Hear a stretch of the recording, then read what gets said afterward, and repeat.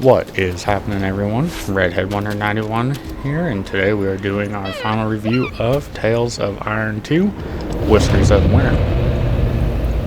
If you've been following along with the live stream and the Let's Play, we did wrap this one up just a few days ago, so I feel now is the time to kind of give my overall opinion on how the game felt, what I liked, what I didn't like, all that.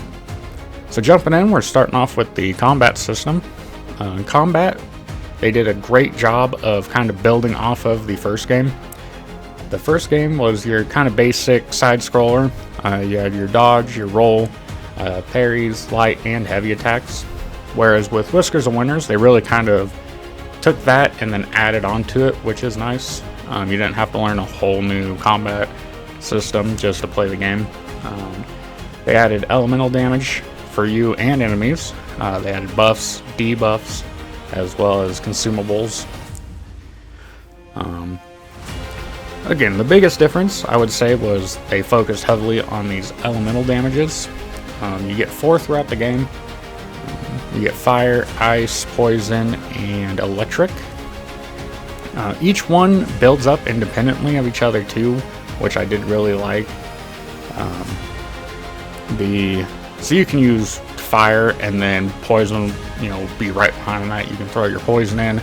Electric builds up right after that. You can throw an electric attack, and then rinse and repeat basically. They build up with strikes, so the more positive hits you get, the faster those things build up. Going off of that, the elemental stuff.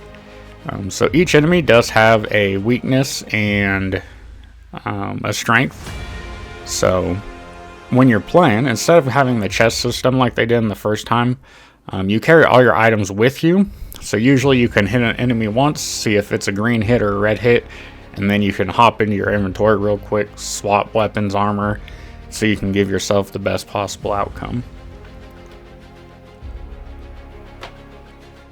Some things I didn't like about the combat, however, was because of the elemental stuff. Like I said, your enemies can do it to you as well, so they'll lay down strips of elemental on the ground that you can get stuck in if you hang out too much.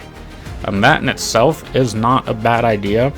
However, in like the middle of a boss fight or something, when you have the boss calls in like 2 or 3 goons, and then there's you and the person helping you, shooting arrows or whatever on the side. It becomes a lot of movement on the screen, and as you're playing, if a downed enemy is covering the elemental trap that's been laid for you, and you don't see it, you'll hang out there, you get stuck, and you don't realize you're stuck until all the enemies are on top of you and you have really no chance at completing that boss fight. But the nice thing is, however, with the bosses being able to lay elemental traps, you do get that option as well in the form of consumables. So you can drop different traps down during the boss fight, which can stun them. So if you're in kind of a tight spot, I use them a lot for in the middle of combat. You take some major damage, you throw a trap down between you and the boss hits the trap, they get stun locked, you can almost fully heal up and then get back into the mix. But yeah, they are a very nice addition. You can only carry one of each type though. I mean, overall, it's not just take one into battle, but you can only have one of each type while you're walking around. So I wish they would bump that number up a little bit, but also I can see how you could just spam those traps and make every boss fight easy if you wanted to. So I see what they did. There are different sizes too, so I guess technically you can carry up to 2 of each trap, one small, one big. Some more stuff that they added into the game that is pretty cool is, so there's about 6 levels throughout the entire playable game. Each level has an above ground and an underground, so it's kind of like 12 different maps. And they also added their day-night cycle, which gives buffs and debuffs to enemies, or some enemies will appear only at night. So they gave you a lot more options when it comes to that. But because they made the game a lot bigger, they also added in fast travel points. which in my opinion was a great addition. It cut a lot of the running around bloat that was in the first game, so it doesn't feel artificially bigger than it really is. But as you play through, you can see we have all these fast travel points, and you unlock them by getting to that area of the map. Then when you click on the map, you have to spend resources that you collect throughout the world in order to build these fast travel points. But once you get a good chunk of them built up, it does make a lot of the side quests go easy. Because a lot of the side quests are, hey, we're having a problem with these worms, and then the worms will pop up somewhere random on the map. You go there, you fight it a few times, and then it runs away.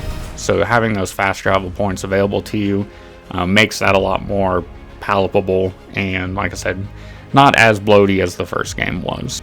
I do wish they added a little more content to these side quests. A lot of the side quests are just, hey, we have a fireworm attacking this part of the village. So you go in, you attack that part of the village, or you attack that worm, chase him around the map, get him down, you go back, you claim your reward, and then the next side quest is, hey, a poison worm this time is attacking this part of the village. So then you're just kind of rinsing and repeating as far as the side quest goes. So maybe on the next one they'll add different variety to that. That would be really nice to see. Kind of jumping into a different aspect of the game. The storyline itself is overall really good. I do like how they tied a lot of the first game into the second game, but not in a way where if you just pick this up without playing the other one, you wouldn't know what was going on. It has its own overarching storyline. However, if you have played the first one, there is a lot of stuff that happens where it all ties in with each other. So, like King Radis was a major part of the first game. Then in this one, you find out that you're playing as his bastard son that has been dropped off to the warden in the north. And then later on, towards the end of the game, it ties the first game back in, and you get a fight alongside Reggie, which was the main character of the first game, which was also really cool. The story it does borrow a lot from kind of Game of Thrones, that kind of storyline with, like I said, you're a bastard child sent up to the north to protect, everybody. There's the North Kingdoms, the Southern Kingdoms, all that. But it fits really well with kind of how the story is told. Also, the voice actor they got to do the storyline. So as you play through, there's little quips, kind of like in a storybook format.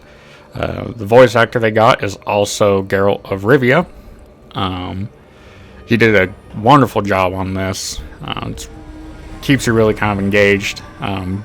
Makes it, the storyline fun to listen to, definitely. So overall, I'd say the game, if you were just to do the main quests, the game's about 5 hours long, so not a big time commitment. You can pretty much get everything wrapped up fairly quickly. So if you want to just jump into something after work, this would be a good one for that. Like I said, I have not 100% completed it, but we are pretty close. I would say it'd probably take about 12 hours total to do a 100% run through of the game.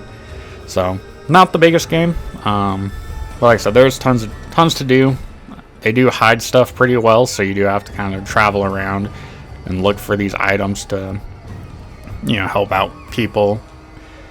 Each new map area has one character looking for a specific item. And they also did a really good job at kind of hiding those items so that when you progress in a different part of the map, like when you help the moles, you get fuses, and once you get the fuses, you can open up a door to help, the crane find his fishing pole. It's hidden behind an electric door. So kind of stuff like that adds runtime to the game, and definitely makes you go back and keep exploring. Replayability, I would say, kind of low. Because there aren't really classes you can build. So there's not like a strength build or a dex build, that kind of stuff. You're pretty much stuck to what area am I in and what causes the most damage.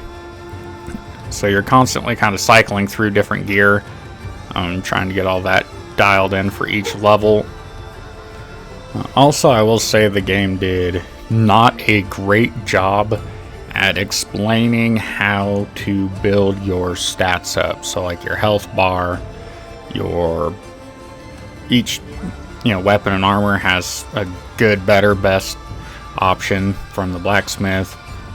The game did not explain that at all, so I thought you had to run around and collect these items that were required to do that. But really, when you're at the shops, there's two shopkeepers. One of them is where you like get your health bar up or get your armor built. The other one has the items needed to do that. You just have to get the main shop built. There's level 1, 2, 3, and 4. So as you get the shops built up, you unlock the option to get the items needed to, increase your stats. I played 90% of the game with only half a health bar and pretty basic weapon and armors because of not knowing that's how that system worked. So I would say hopefully in the next one, if they change that stuff around, I would like to see better explanation on how to do that. Yeah. My overall takeaway is I would highly recommend giving this game a playthrough, especially if you like the side-scroller, Hollow Knight kind of Souls-like. This one is a good game. Well, thank you guys for listening to my quick review of Tales of Iron, Whiskers of Winter. And you can catch me every Monday, Tuesday, and Saturday for our live streams. And we'll see you on the next one.